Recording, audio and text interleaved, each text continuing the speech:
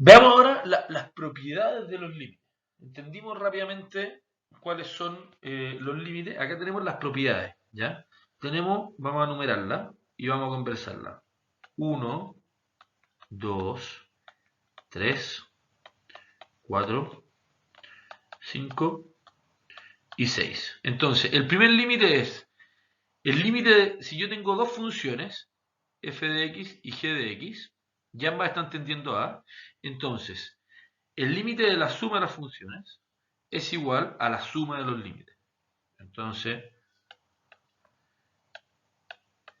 el límite de la suma es igual a la suma de los límites. El segundo es el límite de la resta es igual a la resta de los límites. El tercer caso es, ¿qué pasa si yo tengo un k, una constante? Y eso me lo están diciendo acá arriba. El límite de k por la función es igual a k por el límite de la función. Y eso es importante porque significa que las constantes yo las saco de los límites. Yo tengo acá la función multiplicada por una constante y a todo eso le estoy calculando el límite. En cambio acá, y yo digo que matemáticamente, y esto no lo vamos a comprobar, las constantes se obvian de los límites. ¿Ya? Ese es el caso 3. El caso 4 dice que el límite de la multiplicación es igual a la multiplicación de los límites. Y eso es importante porque yo estoy diciendo, yo puedo separar funciones complejas en la multiplicación de subfunciones y luego decir, bueno, entonces el límite de la gran cosa que tengo acá es igual a la multiplicación de sus límites independientes. Y eso para mí puede ser muy útil a la hora de buscar límites de funciones. Lo mismo pasa en el caso 5 con las divisiones. ¿Ya? El límite de una división es igual a la división de los límites. El límite de la división que está acá es igual a la división de los límites siempre y cuando el límite del denominador sea distinto de cero. ¿Ya? Y esto es la única exigencia que ponemos acá en las propiedades de los límites.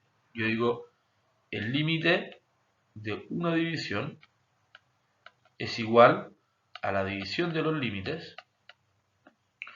si el denominador es distinto de cero, ¿cierto? Y eso es súper importante.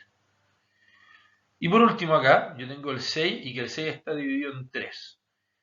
El límite de una función elevado a n es elevar a n el límite de la función. Y esto me simplifica bastante los ejercicios. Y el segundo caso es el límite de x, cuando f de x es simplemente x y x tiende a igual a a. Y por último acá el límite de una constante es independiente de el valor que se le esté buscando. La constante es siempre constante. ¿Ya? Esta diapositiva de límites es importante, perdón, de propiedades de los límites, es importante que la tengan fresca y clara en su cabeza siempre. Vimos 6 propiedades de los límites y es importante que lo sepan. Recordemos, ya vamos a borrar acá, no, mejor no vamos a borrar, y tenemos, el primer caso tiene que ver con la suma, el segundo con la resta, el tercero con la multiplicación de una constante, el cuarto cuando yo estoy multiplicando dos funciones, el quinto es cuando yo estoy dividiendo dos funciones, y el sexto, la primera parte, que quizás es la más compleja, es cuando yo estoy elevando una función. ¿Y qué pasa con los límites? Veamos acá estos dos ejemplos, ¿ya? Y estos dos ejemplos los vamos a ver en diapositivas separadas, ¿ya?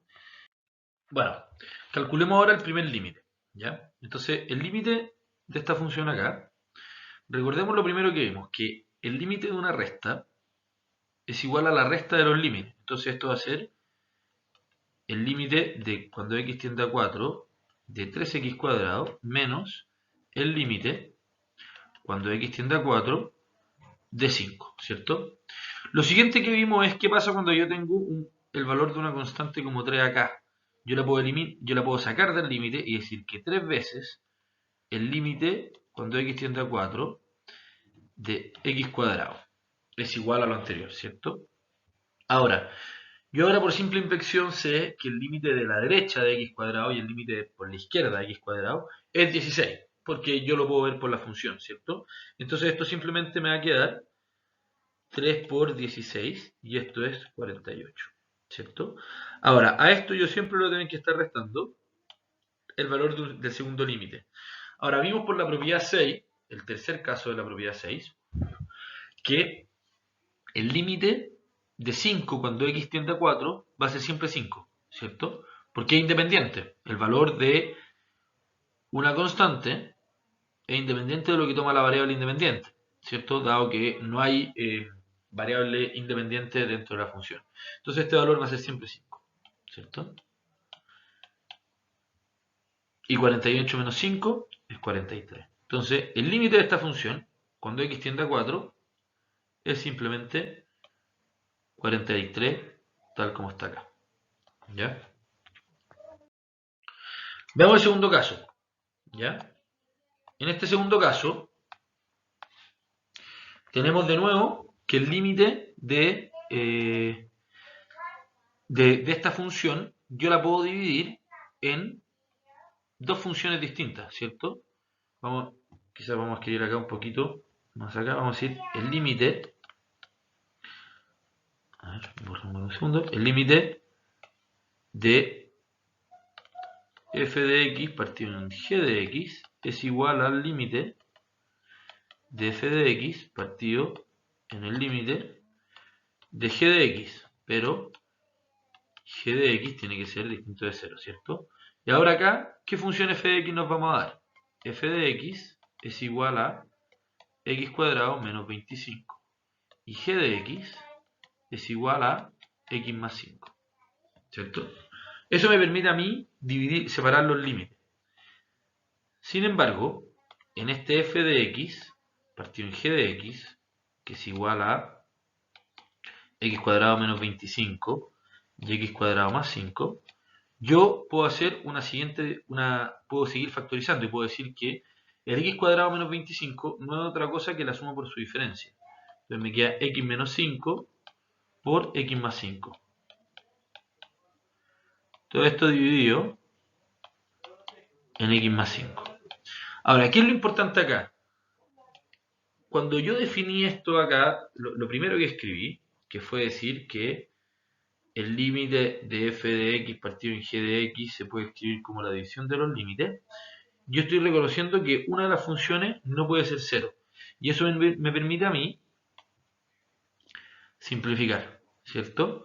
Y entonces, todo este límite, el límite de x cuadrado menos 25 partido en x más 5, cuando x tiende a 6, es igual al límite de x menos 5 cuando x tiende a 6. Y bueno, esto ya es más fácil calcular. Esto va a ser 6 menos 5, 1. Acá nos saltamos un paso, porque acá podríamos haber dicho de nuevo, bueno, el límite de x menos 5 yo lo puedo partir en dos límites, porque el límite de una resta es la resta de los límites. Pero la verdad es que creo que nos podemos saltar esos pasos y comprender inmediatamente que el límite total de la función es igual a 1. ¿Ya? Entonces, en esta primera parte del límite, lo que vimos fue, primero, la existencia del límite, vimos los límites, entendimos lo que era el límite por la izquierda, el límite por la derecha, y, más importante, la necesidad del límite lateral. Si no tengo límite lateral, no hay límite. Y segundo, vimos las propiedades. Y dijimos que habían 6 propiedades y que tenían que ver principalmente con las funciones algebraicas. Hay una con la suma, una con la resta, multiplicación, división, potencia, qué pasa con las constantes. ¿Ya? Entonces, ahora hay que pasar al siguiente video, que es el de continuidad, y con eso podemos dar término a la clase de hoy.